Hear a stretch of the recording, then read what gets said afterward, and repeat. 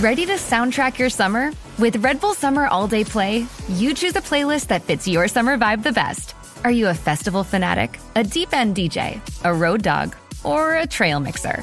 Just add a song to your chosen playlist and put your summer on track. Red Bull Summer All Day Play. Red Bull gives you wings. Visit redbull.com/brightsummer ahead to learn more. See you this summer.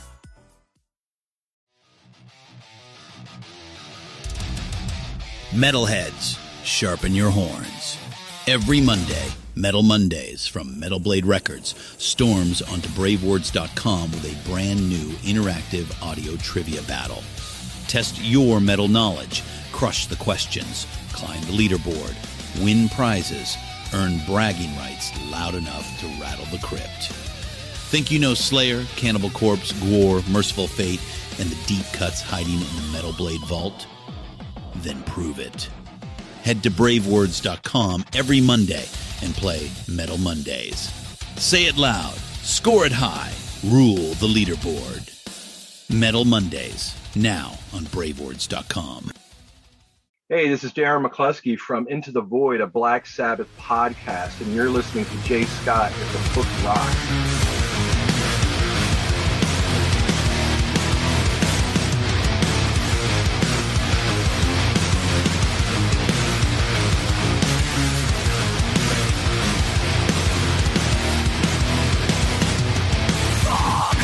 Social disease, your opinions mean nothing to me. You breed your hate to segregate. You're a waste of my fucking time. You say friend, but I'm not mine. 2 days a day, just stay away. There's no home for you anymore, as it all falls down to the floor. For goodness sakes, with all you take, I just can't wait to watch you break.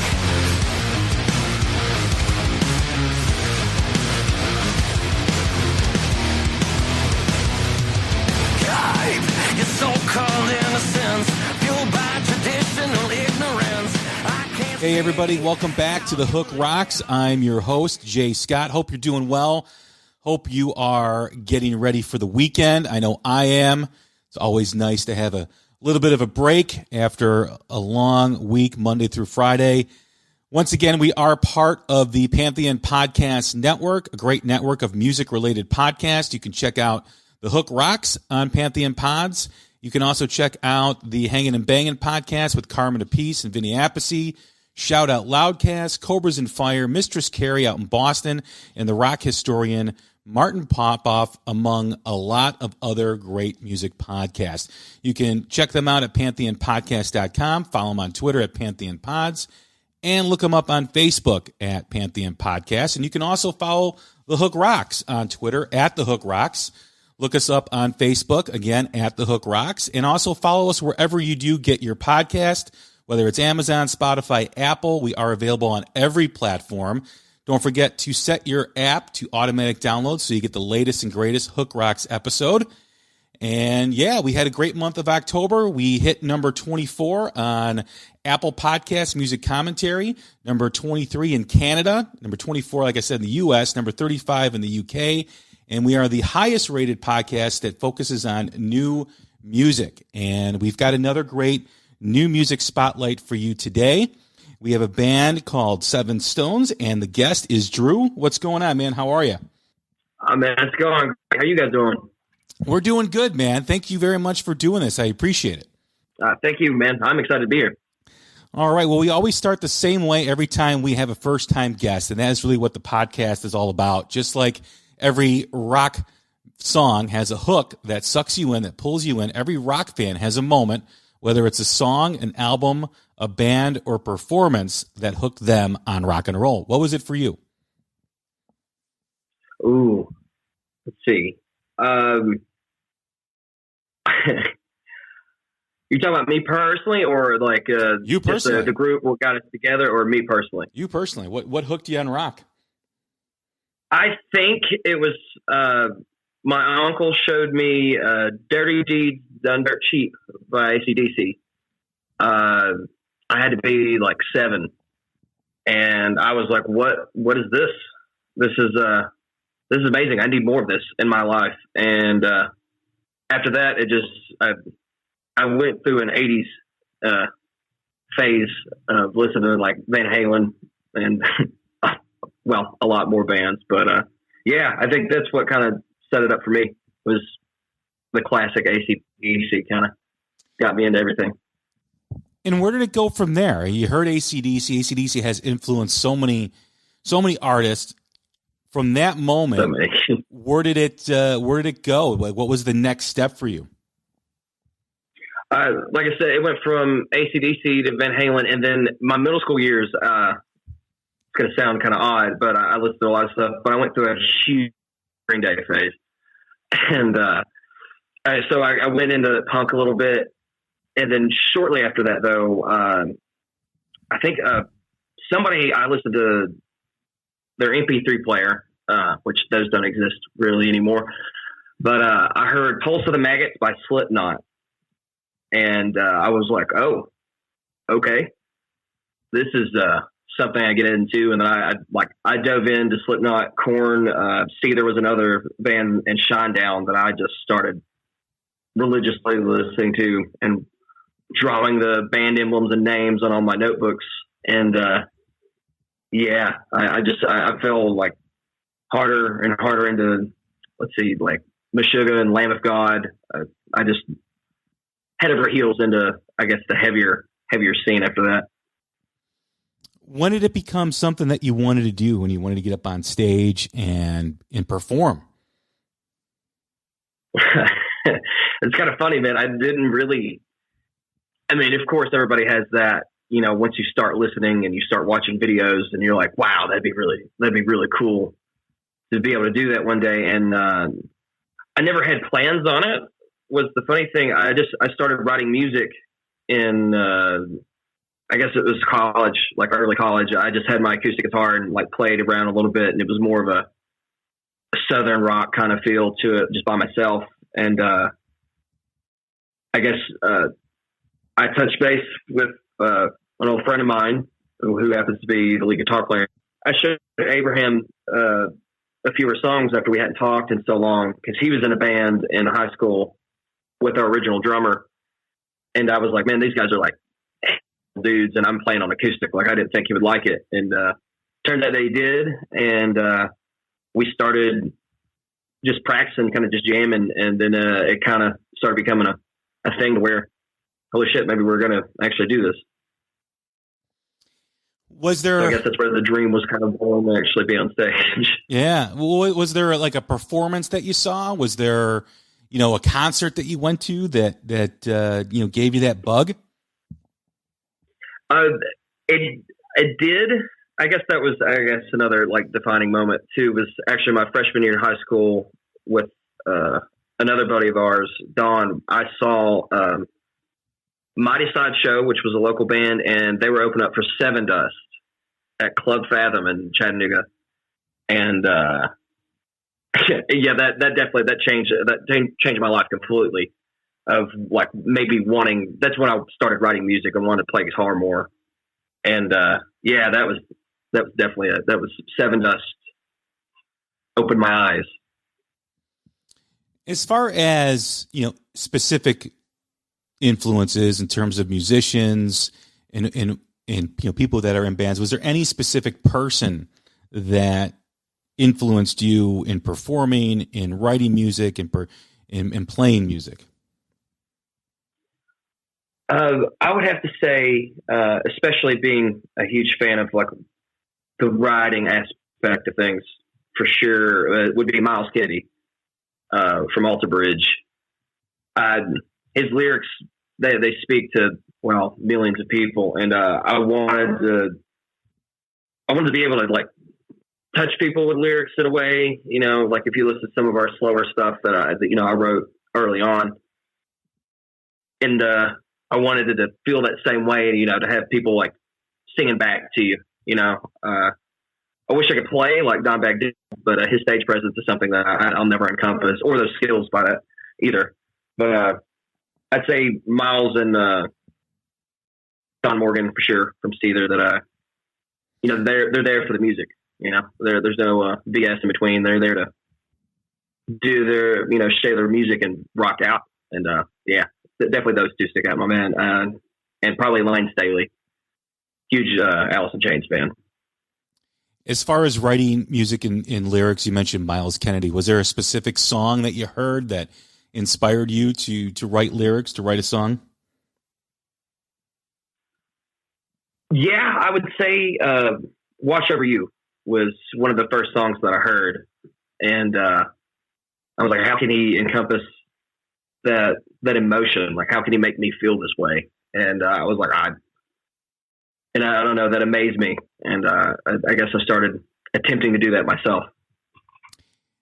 When you are writing, where do you get your inspiration from? Is it personal, a personal story? Is it an observation? Are you, trying to tell, a story that, that maybe you feel, or maybe you were inspired by something? Where does all that come from for you? It comes from multiple, mostly it is personal, like stuff we're going through, a lot of heartbreak, and which is, the basics. I mean, observational, that's being a little bit more new for me to be writing about now. You mentioned earlier before we started Save Today and Break. Those are more observational, like what's going on in the world. And it still has, personal feelings behind it, clearly. But I guess it's more of observational of how things are going. So I have, I guess, a little bit of both when it comes to that. And sometimes the lyrics just come out of nowhere. That tends to be on a regular basis for me, though. Well, it's hard for some people when you're writing about, personal experience, because you got to tap into what can be an uncomfortable emotion and an uncomfortable experience. How do you navigate through something like that? Oh, man. Really, I'm a pretty open person. I try not to make it too, blatant, I guess, in my writing, tell you like, oh, this is what it's about. I like to keep it a little bit, kind of hidden, and people kind of just figure it out for themselves. Maybe, they have their own meaning behind it and their own understanding, instead of having, somebody tell you what it's supposed to be about. I guess that might answer that question on navigating. I just I put my feelings out, which is very, as a lot of people say, it's a very vulnerable thing. But there's not much of navigating. I just kind of let it happen. Speaking to that vulnerability, when you do tap into something, do you find you have a different perspective if it's something that, happened a while back or long ago, or is it a therapeutic thing for you? How do you overcome some of that stuff that might be difficult to write about? For me, it tends to be after something that possibly traumatic or dramatic that's happened. Maybe a few times where I was in a moment and I just started writing, but usually it turns out a lot better if, I come back to it after I've already been through it, and I can remember how I felt, and I remember the words, and I remember certain things that were said or done, and I can actually, I guess, make them make more sense by that point, instead of it just being so, sad or so angry. I can make it, I guess, gel a little bit better. As far as the collaborative process, how does that go with the band? For the most part, like we've written different ways. Like sometimes I'll have a guitar part written with the lyrics, and everybody just composes what else comes with it.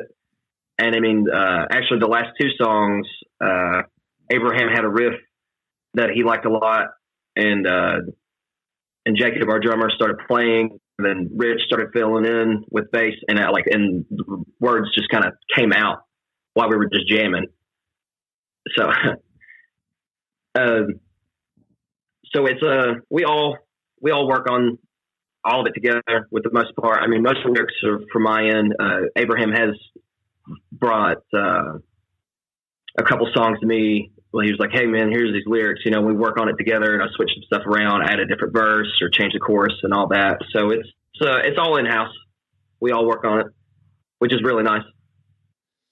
The last 3 songs that you've released, Save Today, Take Me Home, Break, was this something that you guys created, as a result of what was happening around you? Save Today and Break were. Take Me Home, that was written, that was about a year before the pandemic went down. That was one of those nice little personal, me being a jackass in life and me just trying to let it out. Was it difficult to create music, while everything was happening? I mean, you write by what you experience and how you live. Was it difficult to really tap into that creative process as, things are not happening around you? I mean, you're doing the same thing every day. You're not really experiencing life because a lot of things are shut down. I've talked to a lot of different artists, and it's kind of split down the middle where, some people had difficulty because they just weren't living their normal life, and others were fine. They were able to tap into something. Well, we have those 2 songs that were basically written during, so I would say no for the most part, but we also didn't see each other for a while either. Our drummer lives, decently far away, and he's got a family. So, trying to keep everybody safe. So we didn't see each other as much as we wanted to during that whole year of everything being shut down. So yes and no. So I guess I might be splitting the middle. I'm smack dab in the middle. If we would have spent more time together, I'm sure it would have been fine. But definitely that alone time does create a little bit of a block. For me personally, it created a little bit of a creativity block. And now that you've released your new single Break, and things have opened up and things continue to be positive and moving in a positive direction, what are the plans for the band, with this single? Is there plans for a full length album, an EP, a tour? What are you guys planning on doing? Well, all the above is the plan. I would love to, we have a few more songs that, we're supposed to be recording in a couple weeks, actually. Or at least one song, but we do plan on hopefully sometime next year of, either getting an EP out or possibly a full length, 10-song album. And we're working on trying to get a tour booked. And a lot of the venues that we reached out to, we're still trying to get over the COVID stuff, and they're still working on everything themselves. So that's the plan. So hopefully spring next year, we might be doing little runs, probably here in the Southeast, Georgia, Tennessee, Florida. I'd love to spread out everybody, anywhere else. So if anybody's listening and wants us, please let us know. As far as rock music goes in the genre, prior to the pandemic, there was talk of, everyone talks about rock and roll being dead. And of course it's never going to die. It's always going to be there. But the relevancy over the last decade or so, two decades probably, has really taken a hit. It's taken a back seat to a lot of other genres. Now, as 2020 comes to an end and closes the book, new rock music has had a huge resurgence this year. And the quality of music has also been great too as well, where everyone seems to be swinging for the fences. What have you experienced? What have you seen? What are your thoughts on, previous to the pandemic and now current day? How has rock music moved forward, in your opinion, with everything happening and now things, getting back to normal? I think it's moving forward because of with everything that's happened, how crazy and how all the division. I'm not going to get into the political side of anything like that, but I think because of that, I think it's created more angst, and people are ready to bang your head again for the first time, and try to have a little bit more attitude, and fight back a little bit, fight for yourself. I think rock and roll has always encompassed that, being the rebellious side. And I think rock and roll did lose a little bit of that edge for a while, but I think it's back, and I hope it stays. Yeah, I see that too. I often talk about my own son, my 16-year-old son, who, experienced, e-learning and staying at home and doing the same thing every day. And I think a lot of young people, which is, I think, very vital to, rock and roll, rock music, hard rock, heavy metal, becoming relevant again. I think they did experience that angst, because when you're 16 and you're 15 and you're doing the same thing every day, it becomes tiresome. It becomes, you become aggravated and you want something different. So a lot of kids who may have gone into the pandemic, pop music fans or rap music fans, doing the same thing every day, needed change. And that change, I think, for a lot of them, they turned to rock music. And like you said, rock music has always thrived when there's been angst, when there's been the middle finger, that pushback against the establishment. Are you seeing an uptick in younger people checking out your music? Are you able to determine that? Of course, not through like numbers on any of the platforms or anything, but we have a few young fans that actually surprised me, because my brother-in-law is a teacher, and he talked to me about, he was like, one of these kids found out you're in a band, and he's like, he really likes break. And I was like, oh, I even I texted him that. I was like, I'm still amazed, that, kids, 14, 15 years old are actually, rocking. I'm glad to hear it. I was actually really excited. I was like, I'm glad there's at least one, please continue this, spread that. I want rock and roll to continue. I want younger generations to bring it back and make it, do what you can with it, make it better, do something different, which is, kind of hard to do at the same time. But, there's something out there that, that's going to change, it's going to break, like a different subgenre. Yeah, it's just how everything's, kind of changed over the past decade. Yeah, it is interesting how I see, because I go to shows all the time, and I see a lot of young people there, and I see, different than prior to the pandemic. The other night I just saw a band called Blacktop Mojo, and when the show was over, I see all these young kids walking out, and I'm like, that's so cool, that's awesome, because I wasn't used to seeing that prior to everything getting shut down. And I think there is something to that where, rock and roll is that danger that I think I think a lot of artists have failed to embrace over the last, decade or so, where, people do try to play it safe because, like you mentioned, there's a lot of division. There's a lot of, this and that and left and right. And I think people don't want to get caught in that. But at the same time, rock and roll has always been about who gives a shit about that stuff, who cares. And, it's nice to see an artist embrace not necessarily the rock and roll lifestyle, because we don't want people to get on heroin and everything like that, but the rock and roll attitude. Yeah, not the bad side. Yeah. The rock and roll attitude is what you want. And I see a lot of younger acts playing it safe, not wanting to be too controversial. And, I remember I grew up on Van Halen. I grew up on Motley Crue. I grew up on all these bands, Guns N' Roses, and they didn't care. They said whatever they wanted to say. You couldn't take your eyes off, or you couldn't stop listening to an interview with one of those guys because you never knew where it was going to go. And then they dealt with the aftermath afterwards. And, there's cancel culture now and everything. But at the end of the day, rock and roll is still rock and roll. Yeah. For sure, yeah, especially on the cancel culture thing. I don't fully understand that.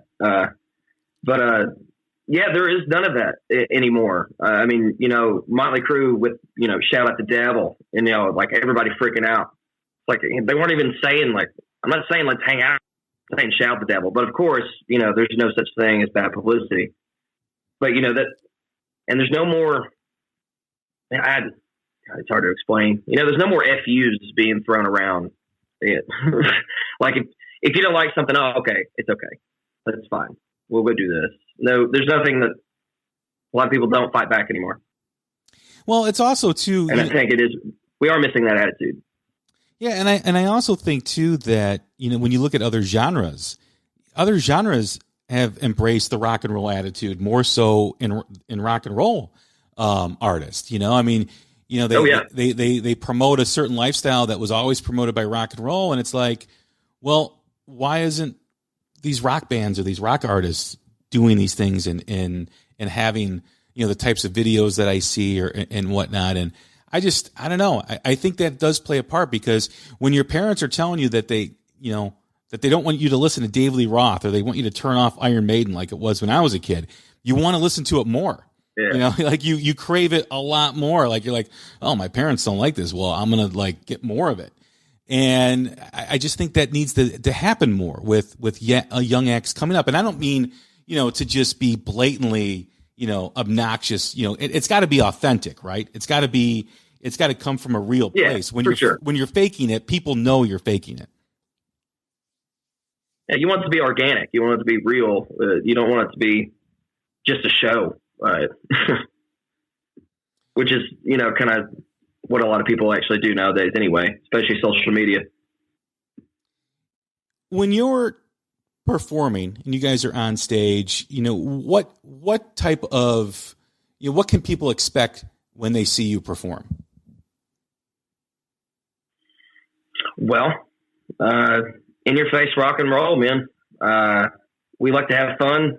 A lot of energy. I mean, if the stage is decent enough, I can actually move around on, but it's just that fun, you know, good rock and roll music that, you know, that I've missed. You know, the one thing I have noticed about your songs is, you know, the band has a very distinct sound, right? But there's also a lot of diversity in your music and in your style and in your arrangements. When you're putting together a song, you know, like Break, in your writing music, are you aware of, are you trying to show the diverse side, or does that just come out with all the influence that you guys have? A little bit of both. You know, I don't do the harsh vocals as much, but it kind of does just, you know, it's just based off of feeling too. I mean, I wasn't trying per se. It was just when we started writing, you know, I think that's our first A-sharp tuning too. You know, Abraham had been messing around with it, and we were like, that sounds good.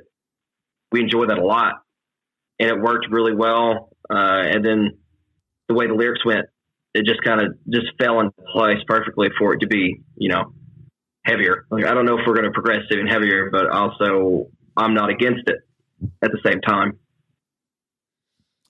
Right. Cause, you know, Take Me Home is, you know, a completely different style than Break is, but they sound like you guys. And that's a pretty cool thing when you're able to do that and able to show a different side of the band and keep evolving in a way that, you know, you don't abandon, you know, your audience as to what they first were introduced for. They want more, and they like what you're doing. They like what you're creating.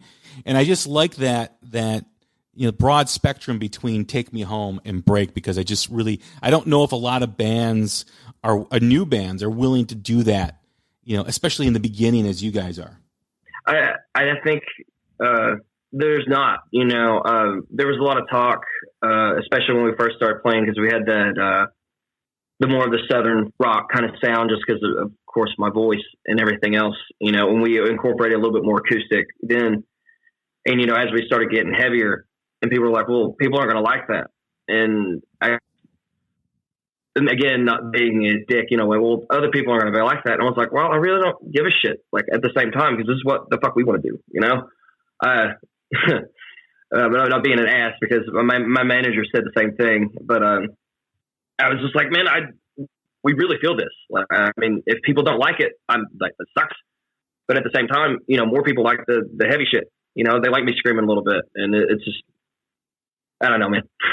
I like the diversity. I think we're going to keep it that way, as much from, you know, my standpoint of, because of my writing style. You know, I started off with acoustic, and a lot of the rock songs, like the heavier songs that we had, started out on acoustic, with the exception of a few, of course. But I don't want to stop, you know? I mean, I'm not going to say we're not going to do anything weird, like add a synth or anything, but because I don't know the future, but who the hell knows? Yeah, I think, when you're an artist, you have to keep evolving. And a lot of times, a lot of fans like their favorite artists. They like their bands to stay in the same box that they've always been in. And it's hard for an artist to do that. But when you can do it and you can set that tone that, hey, we're not afraid to try new things and we're not afraid to go in different directions. I think the audience as a whole then accepts that. It's hard for a band like an AC/DC, or it's hard for a band, like an Iron Maiden to all of a sudden release something different because their sound and their music is so set with their fans, and they've been around for decades. But with a new band, I mean, this is the time to really do that, because I think what it does is it sets the expectations for what the audience is going to hear from you guys. That you're not afraid to do a song like Take Me Home, and then go into a song like Break. And I think that's really cool, because I do think one of the things that are different than my generation is the young kids today are more accepting, I think, of different types of styles. For sure. I think, I think I struggled with that early on, getting into music. Like, Bring Me to the Horizon is a perfect example of, them going from Georgia to almost poppy rock that they are now, and I didn't want them to change. Like I was like, I don't know if I want to listen to that now, but it's grown on me. Like, the change is good. Change has always been good. You just realize it, and I guess it would be way harder of being, like you said, AC/DC, because that new album that's AC/DC. There's no denying any of that, and it's still damn good. Like, it is good freaking music. And I guess that's awesome for them, but I mean, at the same time, I don't know how they feel personally. If, damn, I wish we could do something different without being shat on. But yeah. No, it is true. There's something to be said about that, and be able to change, and because you always have. When you use Metallica as a prime example, there's some fans that will not listen to anything after Injustice for All, and, for me, it's, it's still Metallica, and, I can't expect Metallica to keep releasing the same album over and over again. And it's the same thing, as an artist, you have to keep being inspired and evolving, because you need that. That's like your juice in order to stay creative. And it disappoints me when I hear that, oh, I haven't listened to anything after Justice for All, or I haven't listened to anything since this or that. And it's just, man, I'm a fan of the band, and I like to see where a band's going to go. Yeah. Yeah. For me personally, it's like, I want, somebody to be happy with what they're doing. And if they're just, if they're content with doing the same thing over and over, which is fine. A lot of people do enjoy that, but if they're not, it'll show. It'll show in performances. You can tell in writing that they're just like, you can tell that somebody's not going to enjoy doing that over and over again and need a change. And, and I'm glad that a lot of bands did do that. I'm actually happy Metallica did do that, because, they were being themselves. And yeah, a lot of shat on them for it, but they're still fucking Metallica. Like, you can't say otherwise.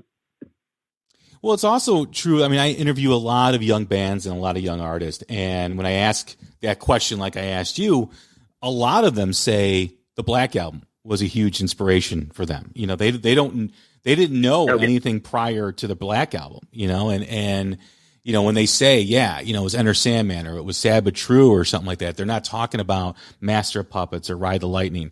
So, it all depends on where you came in. It all depends on where you came in and all that, and what was around you, what was happening. But it is, something to be said. I know there's even fans my age that won't listen to anything past 1992, but, bands like Alice in Chains and Soundgarden and, all those bands that came after that were phenomenal bands. And it's just a different style. It's just amazing what people will accept and what they won't. But, good on you guys for trying to keep developing and trying to keep evolving, at the early stages of your career. And with the new song Break and coming from, Take Me Home, I really enjoyed. That's one of the things that really stood out to me when I was listening to these two tracks, was how different they were, but how much they were similar. which is really cool that you guys did that. Well, thank you, man. That means a lot. We're stagnant, and we're having fun with what we're doing, and we want to continue that for sure. Again, we like like you said, of keeping the same sound, but being separate and doing different things, and hopefully we can continue to do that and still, move forward as we have been. As far as what's next, what kind of direction are you guys going to be going in? Is the next single going to be similar to Break, or have you determined that yet? It is determined. That one's kind of hard to, I guess it leans a little bit more toward Break a little bit, but I wouldn't, it's full on. It's not as heavy, I guess, if you want to say that. And I know, you guys have got some local gigs there in Chattanooga, but what, I know we kind of briefly talked about this in the beginning of the conversation. Is there things lined up to start playing, outside of the local area where you're at? We're trying to get that kind of worked out, starting at the beginning of the year, go toward Nashville and Atlanta. And we've managers have been talking to some venues in Florida, North Carolina that we're working on as well. So yeah, hopefully to spread out a little bit more down here, then hopefully move further north and further west. It's amazing too. I just had this conversation with another artist who's based in Nashville, how much rock and the rock scene in Nashville is. Everybody talks about it being a country town, but there's a lot of rock music and hard rock coming out of Music City. It's incredible. Yeah, it's beautiful to see. That's actually we're trying to play with our buddies in True Villains, actually from Nashville. If you haven't listened to them, they're freaking amazing, and they're definitely one of the driving forces behind that scene for sure. What was the name of the band again? True Villains. Oh yeah, I've had them on the show. So yeah, they're an incredible band. They're great. That's awesome. Yeah, My bad for not knowing that. Kind of feel like an asshole now. No, not at all. But hey, man, no, it's been a blast talking with you. I do appreciate you doing the show. Thank you very much for coming on. Thank you so much, Jay, man. Hopefully we'll talk soon, man. Absolutely. Once again, everybody, that's Drew from SevenStones. I'm Jay Scott. This is The Hook Rocks. Take care of yourself. Stay safe. Have a great weekend. It's no one's fault but mine. Never knew I was wasting time. And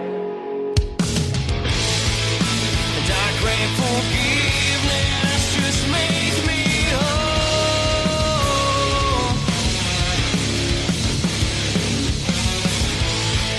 I wander too far. I don't know so.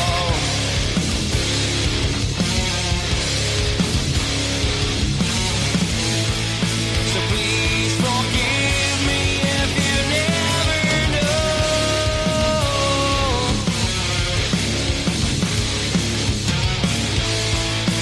I crave forgiveness. Take me home.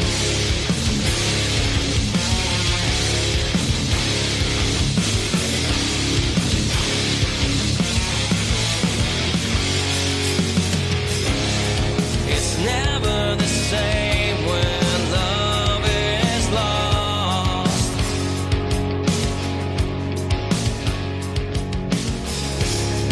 I can't explain how bear this cross.